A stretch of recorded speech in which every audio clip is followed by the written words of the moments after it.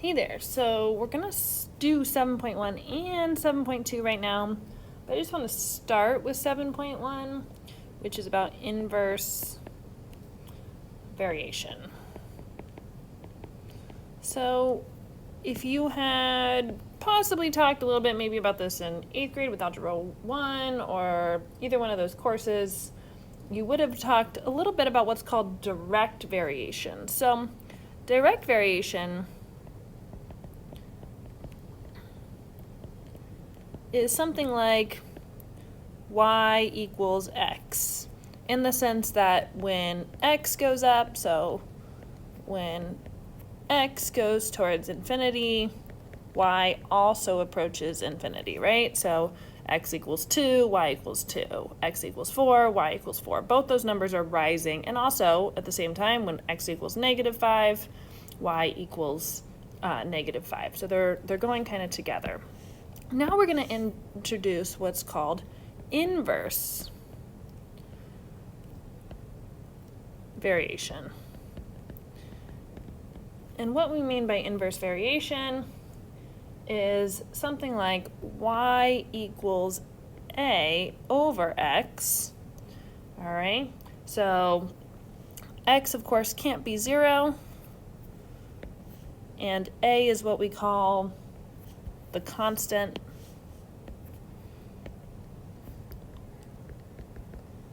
of variation. So just kind of like as a basic idea, this is the sense of we have, I can put example 1 on here. If we have something like y equals 1 over x, and we look at the values of x, and then we look at the values of y, all right, we can go ahead, I'm going to put in 1.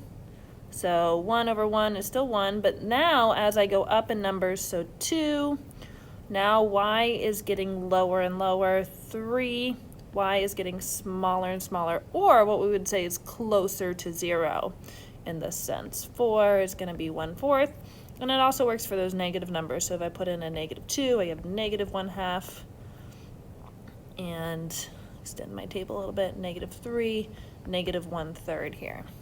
All right, so this is kind of this inverse variation. As one number gets larger, let's write this down. So as one variable gets larger, the other gets smaller.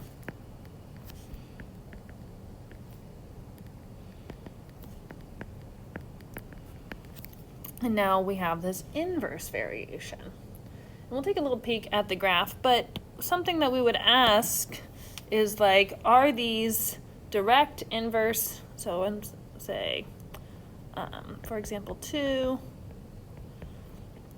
are these direct, inverse, or of course there could be neither. They could not have that variation in there. So if we have something like xy equals 4, well, this one's a little bit tricky, but we would go ahead, I'm just going to divide by x here to show that y equals 4 over x, and this is what we'd call that inverse. It looks like that, and as you can see there, that x is on the denominator. So as x gets larger and larger and larger, that's going to become more of a fraction, aka y is going to get smaller. But if we have something like y over 3 is equal to x, well, this is actually, if you go ahead and we multiply it by 3, we get y equals 3x. And because there's no other constant in there, this is direct variation. So again, as we have this number, so as you input numbers, it's going to get, that number is going to get larger and larger. Now there's one more example here, and you can probably guess, is that we have y plus x equals 4. I'm going to just subtract x, put this, isolate that y. It's just kind of easier to see here. So we have 4 minus x. And this is actually neither. There's no direct direct or inverse variation going on here because of this constant out here on the side. So the relationship between y and x is neither direct or inverse. So that's the idea of 7.1. And now let's talk more about 7.2, which I think is a little bit helps us in figuring out 7.1, because we're going to now graph, spell graph incorrectly, GRA, graph, rational functions. There we go, we're going to graph rational functions. And rational functions are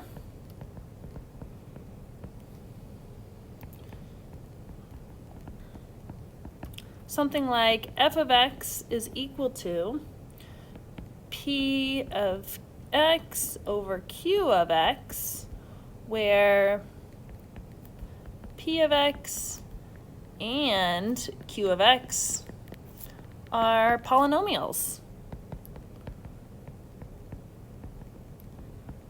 It's very closely related to kind of this inverse variation because you've got polynomials going on. But as an FYI, because q of x is in the denominator, we need to state that q of x cannot be 0.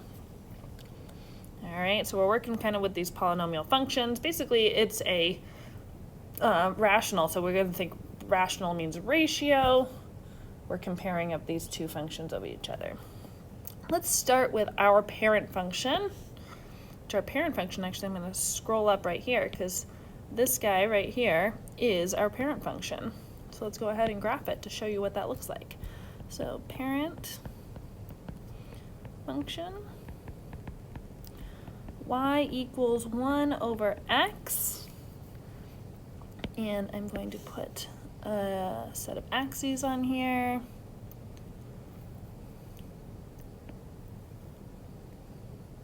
I think that this is one of the prettiest parent functions. So if you kind of think about this table up here, I keep scrolling up, but if we think about this table, right, I'm going to input some numbers. So x is equal to 1, 1 over 1 is 1. Okay, but now we're going to have x is equal to 2. This is now going to bring us down to a half. And if we have x is equal to 3, that's a third. But if we work with our fractions, I'm going to actually input a half.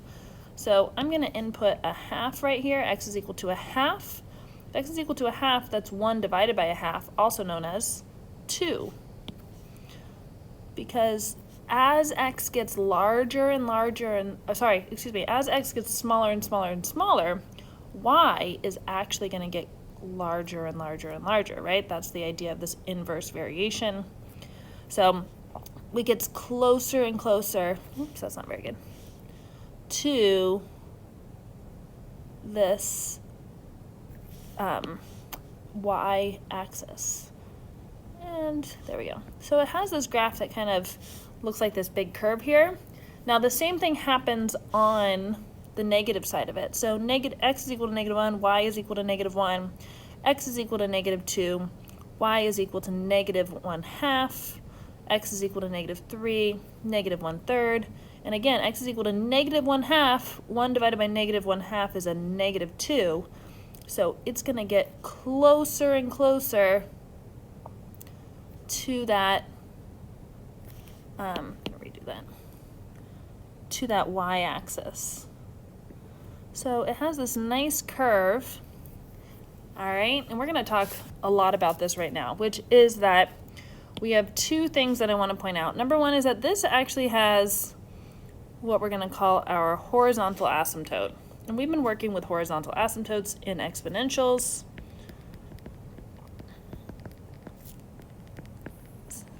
And as a reminder, that asymptote, this graph is getting like super, super close to, but it's never actually going to touch. So in this function, you're never going to have a value where y is equal to 0. So our horizontal asymptote here is y is equal to 0.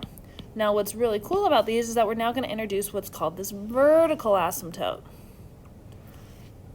So this is now our vertical asymptote.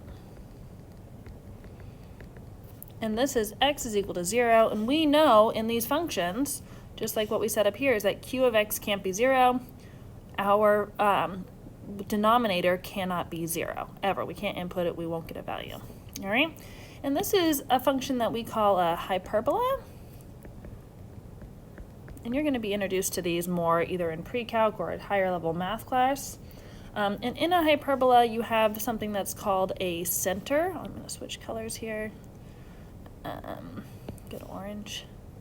So this is our center. All right, and then we actually have these two vertexes on those. So just an FYI, that's what we're working on in terms of a hyperbola. We're going to graph some really basic ones. We're simply just going to use our parent function and transform it from here using our center and a little bit of our vertexes. So for example, I think 3 that we're on, we're going to graph g of x is equal to 1 over x minus 3 plus 2. And the two transformations that we have here are right 3, and we know that it's right 3 because it's affecting our x down here, our input, and then it's going to go up 2 because those transformations are outside of the function on that one. Let's go ahead and graph some axes really quickly. Hopefully you have maybe some sort of straight edge or something like that to help you out a little bit. All right, so I'm going to start actually with graphing my my center and my asymptotes here. So my center and my asymptotes. And the way I'm going to graph my center is that I'm going to go from my starting point, I'm going to do my transformation. So right 3, 1, 2, 3, up 2, 1, 2. This is my center right here. So I'm going to go ahead, I'm just going to highlight that for a little bit. And from my center, I know that I can draw my asymptotes. And as a reminder, your asymptotes are not part of your graph. So you want to show those with dashed lines. You can even go back and erase them later. But these are those lines that they are, x is approaching, approaching, approaching, and y is approaching, approaching, approaching, but never actually going to touch.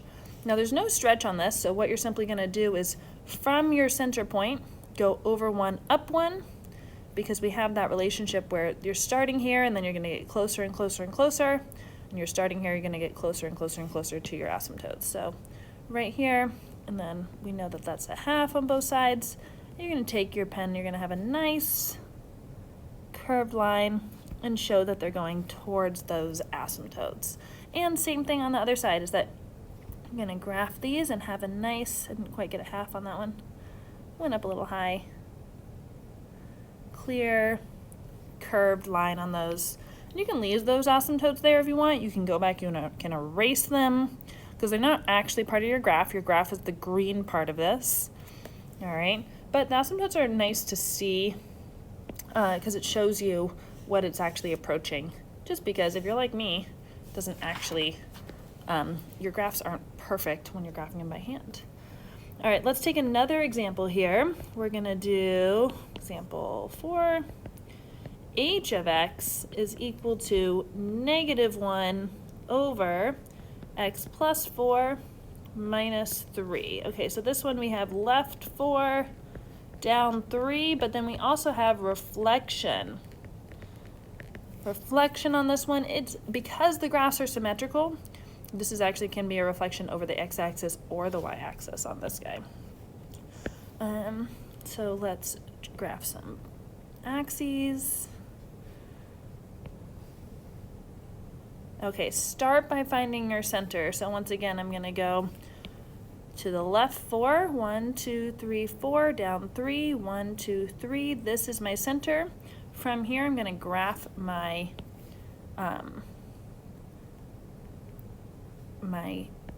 asymptotes, just so I know what I'm working with. Okay, from my asymptotes, I'm now going to graph this. So normally I would go over 1, up 1, and I'd start here, but now this is a reflection.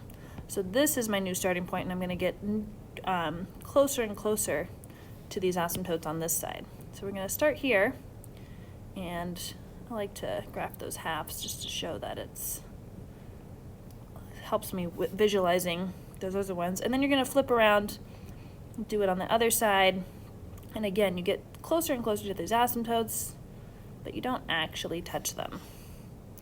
And there's your graph. We're just using these transformations from your parent function. All right, last one for the day, I promise, because the one thing that we have not talked about is a stretch. So we're going to say j of x is equal to 3 over x minus 2 plus 1. So on this one, we are going right 2, up 1, and stretch of 3. And we'll talk about that in just a bit. Once again, of course, always start with your axes. I don't need to go that far. I made mine really big today. You, of course, can make them the size that you need to. And then I'm also going to start with finding my center. So we're starting with that right 2 and up 1. This is my center. From your center, draw your vertical and horizontal asymptotes. All right, so we're approaching those lines. We're never actually going to touch them. And then for this stretch here, is normally we go over 1 and up 1 and we start from here. But we're going to stretch it. So we're now going to go over 1 instead of up 1, up 3. So this is 1 point of it. But you have to do that on the other side because they're stretching in both ways on this guy. So you're now going to go, we usually go up 1 over 1 to start here. You're now going to go up 1 over 3, and there's your other point here. Now, what I always find kind of cool about this is that actually this middle point here is kind of that relationship, it's the relationship of like the square root of 3 or the square root of a or whatever's on top. We'll get to that in class a little bit. But draw your lines from there, stretch them out a little bit, got a little squiggly on that one. And once again, on the other side, we normally go over 1, down 1. So now we're going to go over 1, down 3, new point. And down 1, over 3. And kind of right in the middle is going to be that vertex there. Remember, it's kind of the square root of 3. And we're going to draw these lines approaching our asymptotes. So that's our stretch on these guys. All right, so we've graphed them. We talked a little bit about inverse variation. If you have any questions, please, please, please ask in class. See you soon.